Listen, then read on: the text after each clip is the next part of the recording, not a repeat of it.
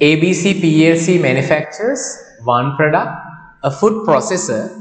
The cost of making a processor has been established as follows. Variable cost per unit is given. Raw material 10 rupee. Import duties 1, direct labor 15. So direct cost is 26. In addition, the following costs are also incurred every month. Factory power 3000, factory supervisor salary 2000, depreciation of plant 7000, selling cost 6000, distribution cost 2000. The normal capacity level are 5000. The normal capacity is 5000 unit per month. Normal production is how much? 5000. Selling price is 32 rupees. Inventory as at 31st March 2016 comprised 4000 units of produced in March. Calculate carrying value of the inventory as at 31st March.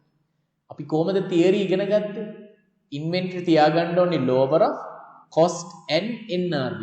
දැන් අපි cost එක හොයා ගන්න ඕනේ. NRV නම් දීලා තියෙනවා නේ. How much is the NRV? 32. Selling price එක දීලා තියෙන්නේ නේ 32. See rupees 32. That is the selling price NRV.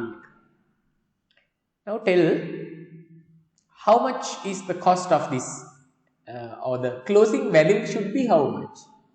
How much should be the value, closing value?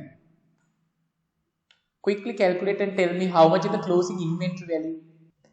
Take 2-3 minutes and calculate and see whether your answer is correct with answer. Okay.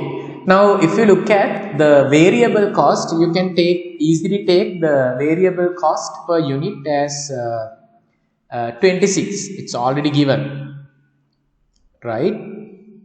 And when it comes to this additional cost, you can identify them as fixed cost, right? Because factory power, factory supervisor salary, depreciation of plant, selling cost, distribution cost, whatever it is, those are fixed costs. When you allocate the fixed cost, we learn a theory called that has to be allocated based on what value?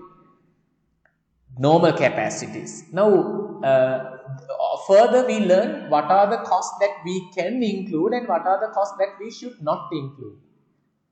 Accordingly, what are the costs that we can include here? We can take the factory power. Why? The factory power is a directly attributable cost. So, you can take the factory power. Factory supervisor salary, yes, that is also necessary to make the production. So, that also you can take. Depreciation of plant is also direct cost. The reason is you use this plant for the production purpose.